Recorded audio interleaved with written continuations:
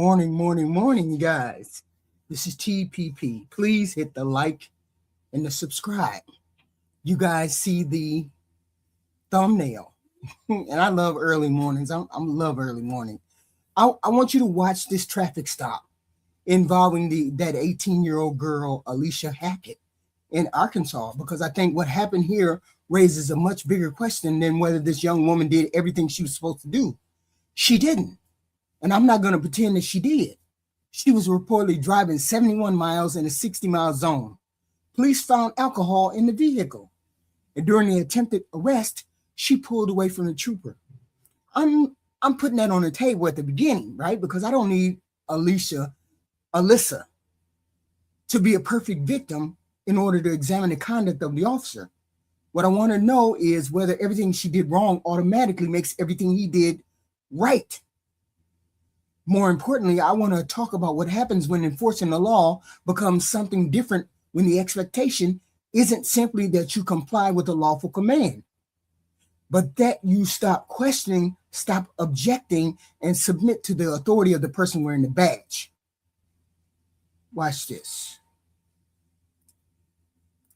Place your hands on the trunk for me. Place your hands, yeah. Keep your hands on the trunk, but take like 2 steps towards me. Yeah, let me get your left hand real quick. So what do I do? Get your left hand real quick. Do not resist. No. Alisa Hackett was asked to step out of her Hyundai and place her hands on her trunk. After the trooper she identifies as Moises Arellano had spent time talking to her about going 60 in a 40-mile-per-hour zone in Manila. See, according to reports, she had an attitude. What does her attitude have to do with the law, though? That's where I want to stop, because that statement tells me we need to pay very close attention to what happens next. She got an attitude.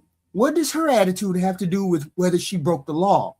She didn't seem to have an attitude here. She just kept asking, what did I do wrong? What did I do wrong?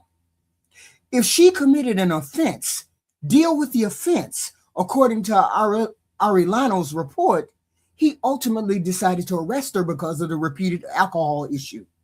And we can evaluate that explanation on its own. But once her attitude becomes part of a conversation between police officers about whether she should go to jail, I have a problem with that. This is also where I want to explain what I mean when I use the phrase unquestioned submission. Unquestioned submission. Because I'm not talking about giving people permission to ignore lawful police commands. Unquestioned submission is the expectation that because you're dealing with a police officer, you're not only supposed to follow a lawful order, you're also supposed to stop questioning, stop objecting, watch your tone, don't talk back, and simply accept whatever is happening because the person standing in front of you has a badge. That is a very different thing from lawful compliance. Police have every right to expect compliance with lawful commands. What they don't have a right to expect is that citizens surrender their voices and constitutional rights along with that compliance. That's the distinction I'm making throughout this video. I'm not advocating resisting arrest. I'm certainly not telling anybody to physically fight a police officer. I'm asking what happens when an officer begins interpreting questions, disagreement, or an attitude as a personal challenge to his authority. That has to be defeated. Once that happens, an encounter can stop being about enforcing the law and start becoming about establishing who's in control. Let's keep watching. Just watch the video. Boom. Punched in the face. Right? Now, I have to tell you, this girl is a small person. She's one of those small people, those very petite girls.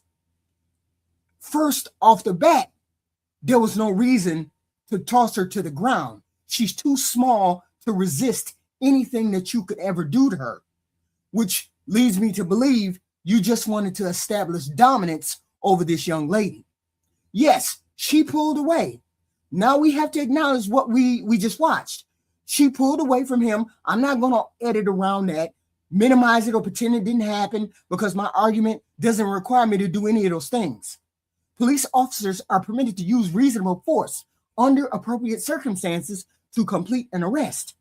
The problem comes when people hear the words "she resisted" and decide that those two words settle every question about whether the officer did is right or wrong after that. They don't. The citizen's conduct and the officer's conduct are two separate things that both have to be examined. If resistance automatically justified any amount of force that followed, police departments wouldn't need use of force policies, would they? Courts wouldn't hear excessive force cases involving people who resisted. We wouldn't examine the seriousness of the suspected offense, the threat presented by the individual, the level of resistance, or the amount of force the officer used. We wouldn't need to do all of that. So I'm not asking whether Alisa resisted at this point. We just watched her pull away. We just watched him punch her. I'm asking what amount of force was reasonable in response to what she was actually doing. Keep watching. We continue to watch the video. He got her under compliance. He could have had her under compliance if he'd have slammed her against the car. She's a small person. You wouldn't need to do that. The whole point is the cruelty. That's the point. The cruelty. You're an officer of the law, and that cruelty is something that you prefer, that you liked. Because she's a small person, as I keep saying. She's resisting because she's trying to turn around and ask him, what did I do? Okay, what did I do? And he's not answering that question. He's just grabbing her, right? He's just grabbing this young lady without actually telling her X, Y, and Z. So that's the moment, the punch. That's the moment that turned this traffic stop into a national story. Trooper Arellano acknowledges in his own incident report that he delivered a closed fist strike to the left side of this 18-year-old's face. His explanation is that she wouldn't roll over as commanded, and he struck her in an attempt to gain compliance. Here's why I want that explanation examined carefully. According to his own report, after he punched her, she continued resisting by pulling her wrist away and refusing to roll over. Later in the encounter, he draws his taser and points it at her without firing it, and she appears to stop resisting and allows herself to be handcuffed. I'm not going to sit here and declare that the punch was legally excessive, because that question is now a part of an investigation and a federal lawsuit. What I am going to say is that the circumstances give the public every reason to ask whether a closed fist to this young lady's face was necessary and reasonable.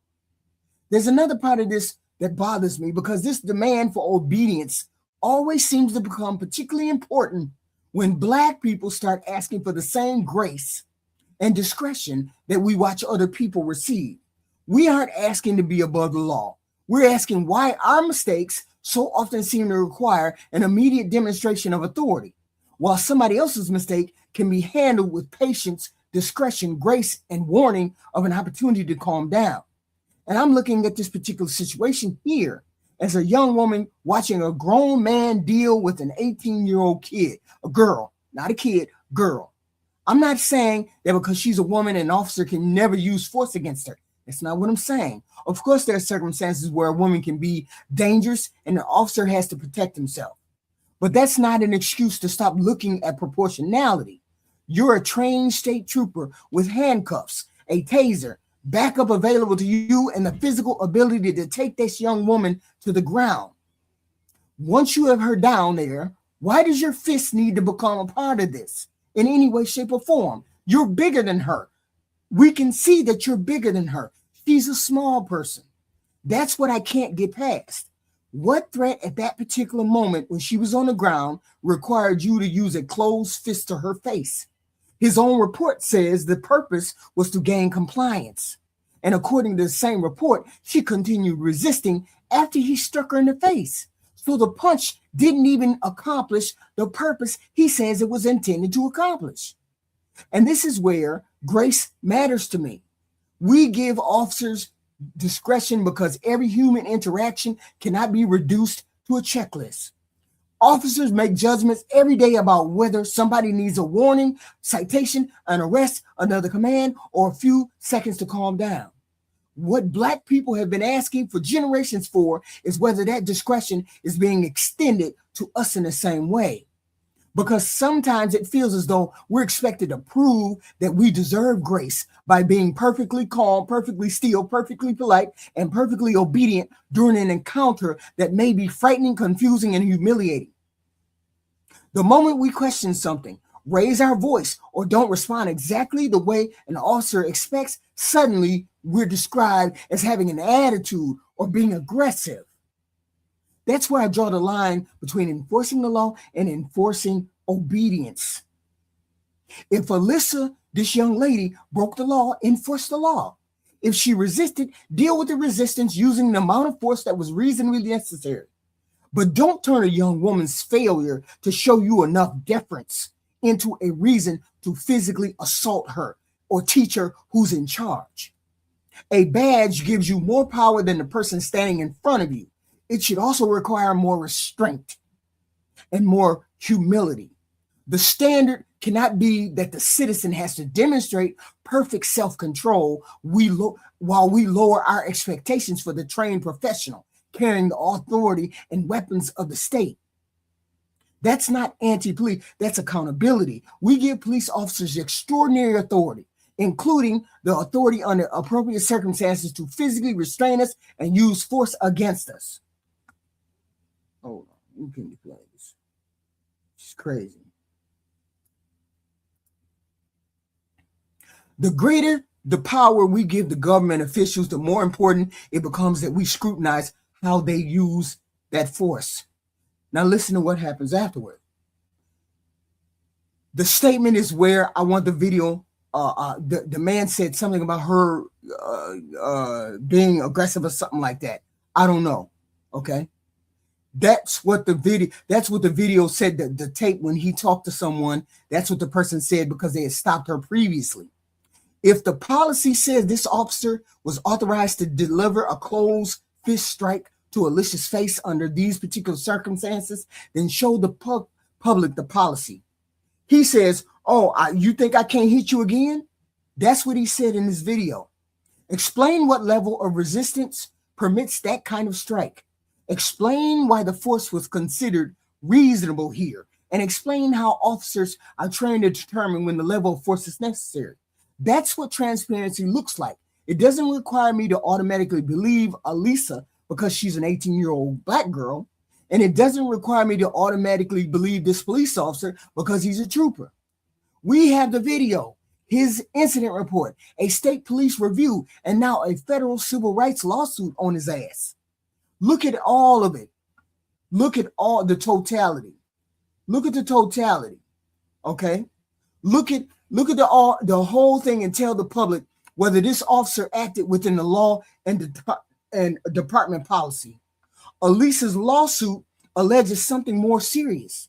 Her attorneys argued that Arellano struck her because she talked back, questioned him, and objected to what he was doing rather than because she posed a threat.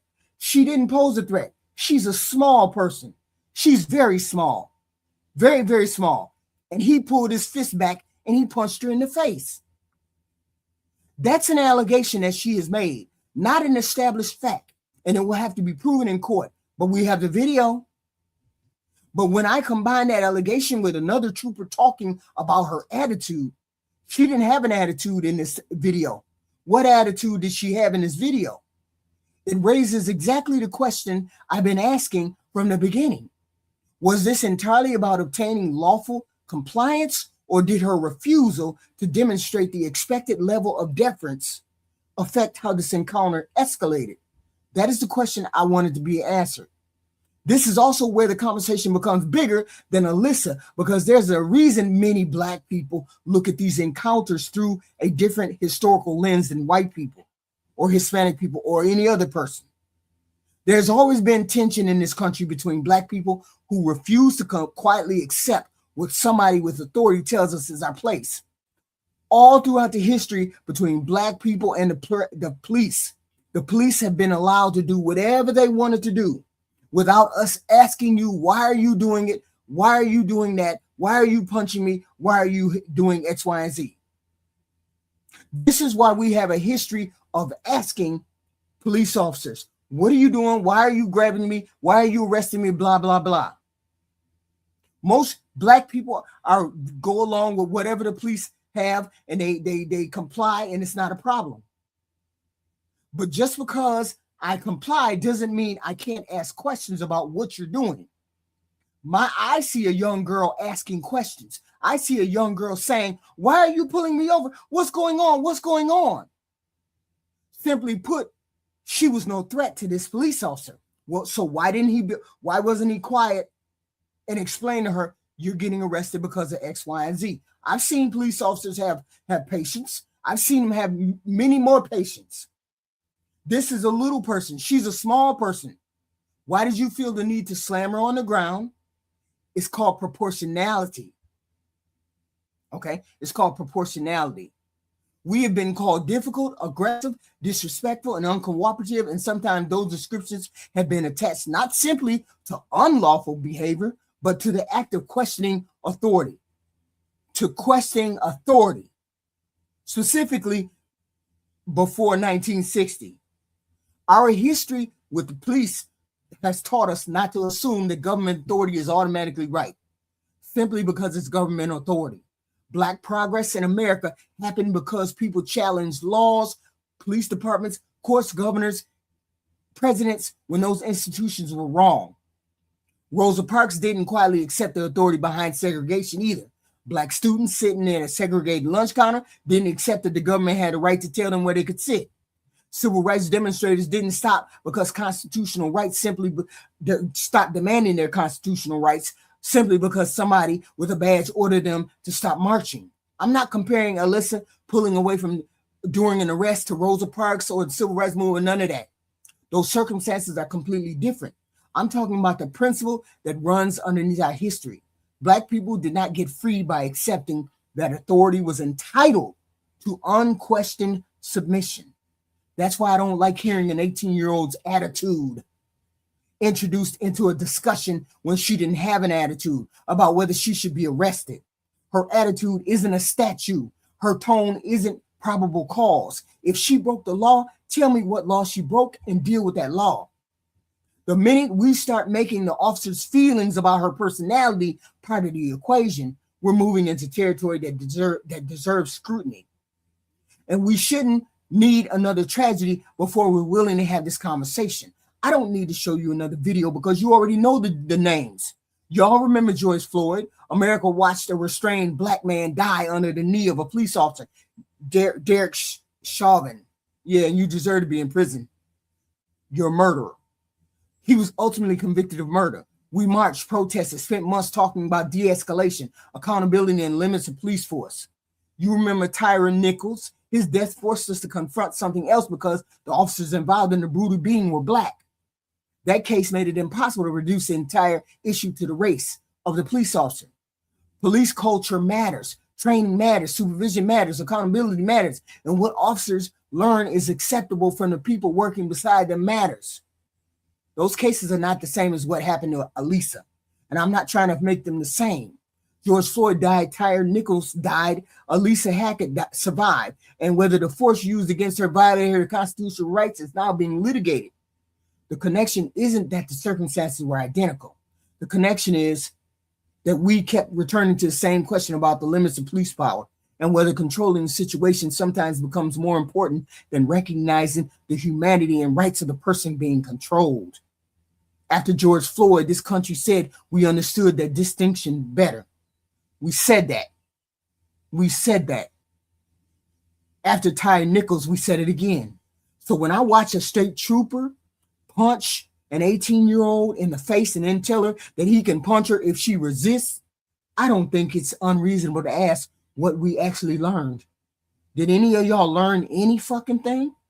One of the most frustrating things about these conversations is how quickly we start investigating the victim's behavior, as though finding one thing they did wrong settles the entire case. People want to know whether they resisted, whether they argued, whether they had a record, whether they followed every command, and whether they behaved exactly as the way that they were supposed to behave.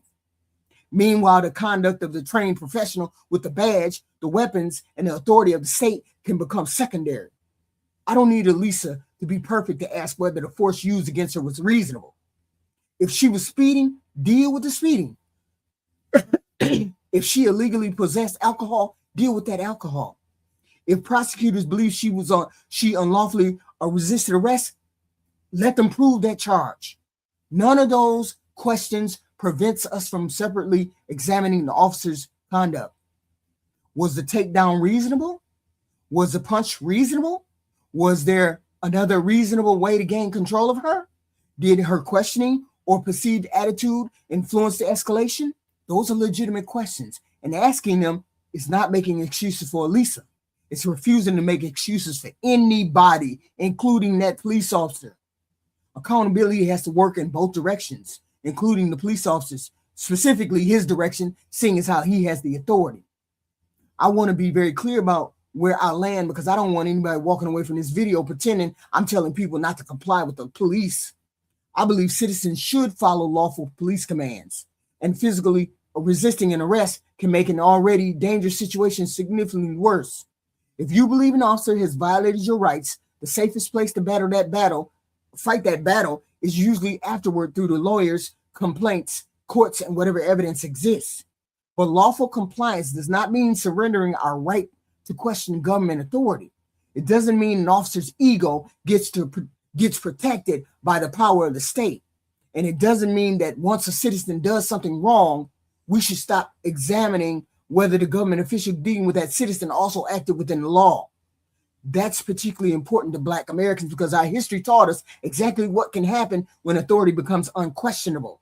The rights we have today exist because generations before us were willing to question people and institutions that have far more power than they did. So enforce the law. Hold Alisa accountable for whatever the evidence she proves that she did. Evidence proves that she did. Hold every one of us accountable when we break the law. At the same time, hold the person wearing the badge accountable for how that enormous authority is exercised. If you're asking citizens for lawful compliance, that's part of living under the rule of law. But if what you're asking for is something beyond that, where we're expected to stop questioning you, stop objecting, accept whatever happens, submit simply because the person standing in front of us has a badge, then you're not talking about lawful compliance anymore. You're talking about unquestioned submission. And most people will say hell no to that particular concept. So this is wild that we would be having this conversation about an officer on camera putting his hands on a kid, a young adult, when they had no reason to. Well, she was resisting. No, that doesn't mean you get to punch her in the face. That's not how that works.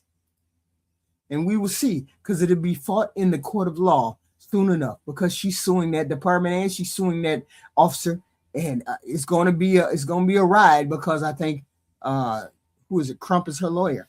But that's just me. He brought it on himself. She was a small person. He had no need to slam her to the ground. He could have thrown her over the hood, boom, put the cuffs on her pretty quick, put her in the back of the seat. He could have been done with her. No, he's the one who decided that he was going to flip her over his shoulder. He's the one who decided he was going to punch her in the face. Because why would you need to punch her in the face unless you were trying to get her to be quiet, to be compliant?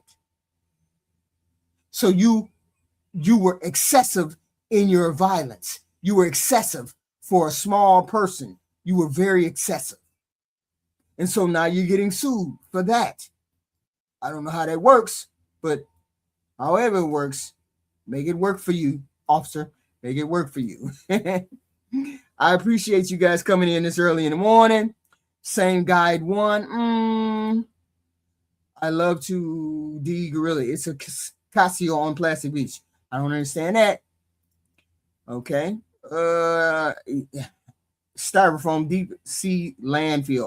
Okay. Why do you kind always try to come up with a reason why you shouldn't have been arrested? She broke the law. Retard, retard, retard, retard, retard, retard. Listen to the presentation, retard. Listen to the presentation. Okay. Don't want to get restrained in. Listen, retard. Yes, you're asking to be above the law. Nobody's asking to be above the law. That's stupid. There are more white people that get killed by cops than black. I don't know. I don't know that freaking statistic. Okay. White fatigue is really for real. That's for real, for real. 400 years worth of fatigue. For real, for real. For real, for real. I agree, Jump. For real, for real. Let's see more of the video. There's plenty of video online. You get in trouble with the copyright. No, she wasn't being physically calm, perfectly still, and perfectly behaved. If she wouldn't have been pulled over in the first. That's true. And everything is cool, except when he throws her over his shoulder and punches her in the face. That's not supposed to happen. Enforcing the fact that she's black again. Oh, okay. I don't know. Act civil and it would have never gotten fired. Nobody's acting uncivil. The police officer is acting uncivil. The size of someone doesn't matter if they have a knife. She didn't have a knife or a gun, Goofy. He already patted her down. You didn't see him patting her down? He doesn't know if she was armed or not. He already patted her down, Goofy. He already patted her down. She definitely had an attitude. She didn't have an attitude. She was asking why she was being arrested. That's not having an attitude. That's what y'all goofy people don't get. Just because a person says something doesn't mean they're having an attitude. Nobody has an attitude. She didn't have an attitude. Oh, another black crying about a black being arrested. What a surprise. Yeah, it is a surprise. As soon as this stops happening, then we won't have this kind of show. Now, will it? If it stops happening, we wouldn't have this kind of show. What the fuck are you talking about, you clown? Floyd was a rape. Floyd was a what? Are you goofy? Are you goofy, Frosty from? Are you goofy? Are you goofy? What the hell does that George Floyd have to do with anything? That's what you goofies don't get. Nobody is celebrating George Floyd. Nobody is celebrating that, goofy. If you don't understand why that was a turning point in law enforcement, then I can't help you. You're just goofy, and you came over here to be goofy. You don't give a shit about the woman he was beating. Sure, I don't. Of course, I did this just for the hell of it. Boring shit. I did it for the hell of it. Please hit the like and the subscribe button. Goofy, as usual, in my chat. There you are. I appreciate you being goofy in my chat. And I'll see you in the next one. See you in the next one.